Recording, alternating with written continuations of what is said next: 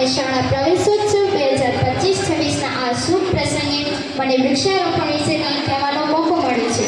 તેનો મને ખૂબ જ આનંદ છે. આપણે જાણીએ છીએ કે વૃક્ષો આપણા જીવન માટે કેટલા મહત્વના છે. વૃક્ષો આપણને ઓક્સિજન આપે છે, જે શ્વાસ લેવા માટે ખૂબ જરૂરી છે. વૃક્ષો વરસાદ લાવવામાં મદદ કરે છે, જમીનનું ધોવાણ અટકાવે છે અને વાતાવરણ ઠંડુ રાખે છે. વૃક્ષો પક્ષીઓ અને અન્ય જીવોને રહેઠાણ પૂરું પાડે છે. ટૂંકમાં વૃક્ષો વગર પૃથ્વી પર જીવન શક્ય નથી. આજે આપણે જોઈ રહ્યા છીએ કે વૃક્ષો કપાઈ રહ્યા છે અને જંગલો ઓછા થઈ રહ્યા છે. તેના કારણે પર્યાવરણમાં ઘણા ફેરફારો આવી રહ્યા છે, જેમ કે પ્રદૂષણ વધવું, ગરમી વધવી અને વરસાદ ઓછો થવો. આ બધું આપણા સ્વાસ્થ્ય અને ભવિષ્ય માટે સારું નથી. આપણે સૌએ વૃક્ષારોપણ કરવું જોઈએ.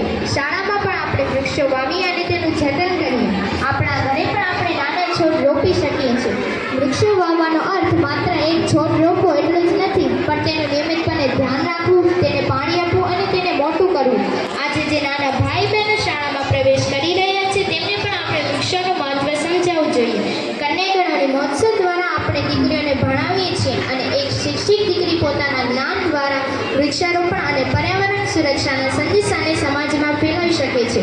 તો ચાલો આપણે સૌ ભેગા મળીને વધુને વધુ વૃક્ષો વાવીએ અને આપણી પૃથ્વીને